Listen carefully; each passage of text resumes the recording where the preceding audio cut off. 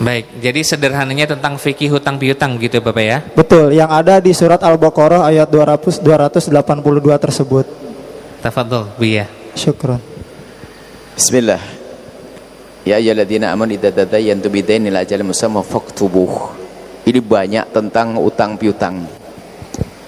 Pendidikan dari Allah, kalau pinjam meminjam itu tolong dicatat, supaya tidak membuat peluang kejahatan bagi yang ditolong. Sebab kadang orang ditolong nggak tahu diri, gara-gara nggak dicatat lalu dia seenaknya, lalu dia menjadi ahli neraka gara-gara itu. Maka kalau utang piutang pastikan dicatat. Anda minta dicatat supaya Anda suatu ketika kalau ingin menagih kepada dia adalah mudah. Biarpun kepada guru saudara, Anda harus berani minta catatan. Jangan gak enak-enak masa sama kiai. Sebaliknya, dalam utang piutang itu, kalau ada orang pinjam uang lalu terlintas di hatinya ingin lari dari membayar, langsung disempitkan. Nabi menyebutkan, makanya kalau Anda pinjam uang, hei hamba Allah, kalau Anda pinjam uang, Anda harus berniat kuat untuk membayarnya. Maka tanda niat kuatnya adalah Anda sendiri yang minta dicatat. Ada ini sebagian sesepuh ada di sini. Saya sering pinjam duit kepada beliau-beliau. Cuman kadang-kadang beliau kan nggak enak. Biar nggak usah pakai enggak. Kalau pakai hitam di atas putih saya nggak mau. Harus ada hitam di atas putih. Kalau Anda minjamkan uang ke saya, hitam di atas putih. Saya yang minta. Karena apa? Saya minta pertolongan kepada Allah. Karena kalau ada catatan nanti berarti saya niat membayar, lalu ditolong oleh Allah. Paham? Ini makna ini. Tolong. Yang biasa pinjam duit awas hati-hati. Kalau Anda mengulur-ulur hutang, dosa besar jika Anda mampu. Ini adalah yang kedua yang harus Anda pahami. Ya, yang pertama adalah masalah mencatat. Bagi yang meminjamkan hendaknya mencatat. Kemudian yang meminjam sendiri justru harus berani minta.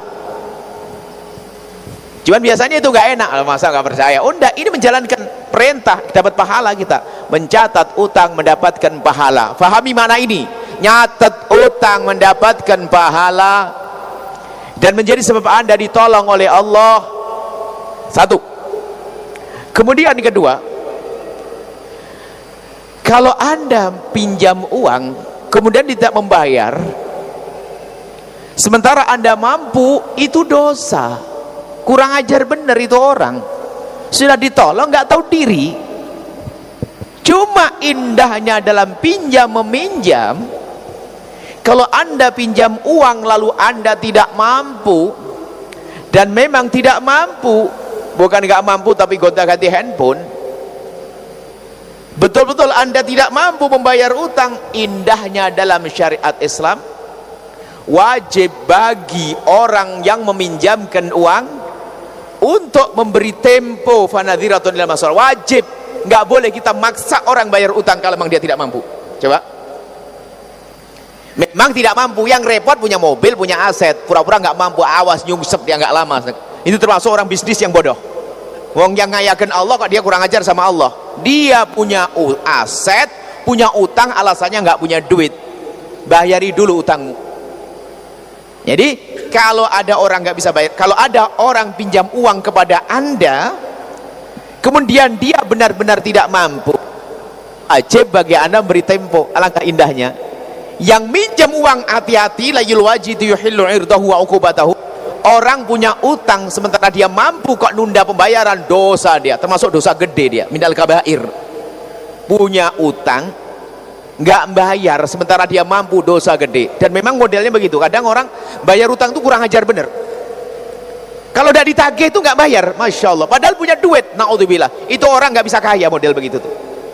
Hanya temponya saja, tunggu bakal nyungsep dia karena kurang ajar ya. Awas hati-hati. Kalau Anda merasa pernah ditolong oleh orang, sementara Anda mampu, segera Anda bayar. Kalau Anda masih ingin menggunakan uang tersebut, Anda sampaikan, Pak Haji, uangnya sudah ada, mau saya kembalikan sekarang, boleh enggak saya pakai lagi? Ngomong dong, jangan diam-diam. Alasannya apa? Wah, dia Pak Haji kan kaya, duitnya sudah banyak, nggak kira perlu. Nggak boleh gitu. Hati-hati urusan utang piutang. Kalau Anda punya uang kepada seseorang, Anda harus serius. Kecuali Anda nyungsep betul, nggak punya duit, itu pun nggak boleh Anda tiba-tiba lari, bikin kesel, dihubungi nggak bisa, wah repot.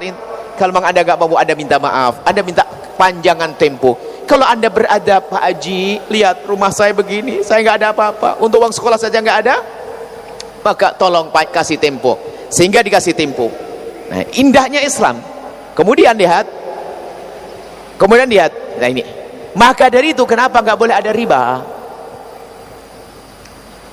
Kalau anda meminjamkan uang, kemudian ada tambahannya, ini sebenarnya nyeksa. Kadang, karena permasalahan orang bermacam-macam. Ada seorang ibu anaknya sakit, kalap dia. Wah, ini bisa saja sudah dicekek, ditusuk itu. Kenapa? Kalau sudah anaknya sakit butuh uang, sudah kalap dia. Ibu, saya pinjami 1 juta ya, baliknya 9.400 ya. Nggak bisa ngomong tidak, karena apa? Butuh. Iya bu, iya. Lihat, makanya riba itu adalah menyiksa. Di samping itu nggak boleh anda memaksa orang yang tidak mampu untuk membayar utang. Kalau nggak mampu, ya sudah, betul nggak mampu, wanadhiratun ilai masarah, anda beri tempo, dan hukumnya wajib memberi tempo. Kemudian setelah itu ayat selanjutnya, farihanun makbudah, ada cara yang indah dalam Islam. Utang piutang, tolong menolong itu tetap harus diadakan, biarpun kepada orang yang lagi berselisih atau nggak kenal sekalipun. Ada orang tidak kenal anda, ini ayat terpanjang Al-Quran itu, ayat terpanjang itu ayat utang ya, semoga anda paham biar nggak ngutang gitu loh. Ayat terpanjang itu ayat utang, ayat dain itu panjang. Nah, ayat berikutnya di lembaran berikutnya itu masalah gade. Jadi gini, meminjamkan uang itu kalau anda mampu tuh jangan ragu untuk nolong orang yang membutuhkannya. Sebab biasanya orang yang hutang memang karena butuh, dan dia punya wibawa dalam dirinya, nggak merengek minta-minta ngutang. Cuman memang ada di sana orang hobi yang ngutang, mukanya tuh muka ngutang, subhanallah, bikin nek, bikin sesek, dikit-dikit ngutang-ngutang, lupa lagi kalau sudah ngutang. Model manusia begitu ada. Ini bukan bagian dari ini semuanya, itu adalah manusia aneh, itu manusia nyungsep, itu sengsara dunia akhirat itu orang. Nah, kalau ada orang punya hajat betul kepada anda lalu pinjam uang kepada anda mungkin tidak kenal dia, atau memang anda tahu dia, masya Allah, dia orangnya kurang ajar dia, tapi dia saat ini butuh beneran. Dia orang suka bohong, dia suka nggak bayar utang, tapi datang kepada anda dan dia punya hajat sesungguhnya. Ayo, apakah Islam ngajari jangan dibantu dia biasa bohong? Enggak, dia biasa bohong, dia sudah pinjam utang kemana-mana nggak bayar, tapi hari ini dia hajat betul, dia anaknya mau mati, ini pinjam uang kepada anda punya duit, maka ada cara pinjamin dia, tapi ada rihanun makbudah, ada jaminan gade. Jadi biarpun dia membahayakan, anda ada jaminan. Kalau dia nggak bayar, dijual jaminan ini, diambil sesuai dengan kebutuhan pembayar utang, sisain dilebihkan. Jadi maksudnya tolong menolong tetap harus ada, biarpun dengan orang yang kita tidak kenal sekalipun, biarpun dengan orang yang mungkin dia bermasalah sekalipun, sebab tolong menolong harus dibangun seperti itu. Jadi kalau bicara tentang hutang itu indah sebenarnya dalam Islam. Indah, yang minjem harus paham, kalau sudah jatuh tempo bayari, jangan nunda-nunda. Kecuali memang tidak mampu, yang punya uang pun ternyata harus punya kasih sayang, karena dasarmu waktu pinjemi adalah nolong. Maka kalau dia belum mampu, tolong kasih tempo. Itulah keindahan utang piutang dalam Islam. Semoga anda nggak punya utang semuanya. Wallahu a'lam bishawab. Setelah anda menyaksikan video ini, jangan lupa berselawat kepada baginda Nabi Muhammad sallallahu alaihi wa alihi wa sahbihi wasallam.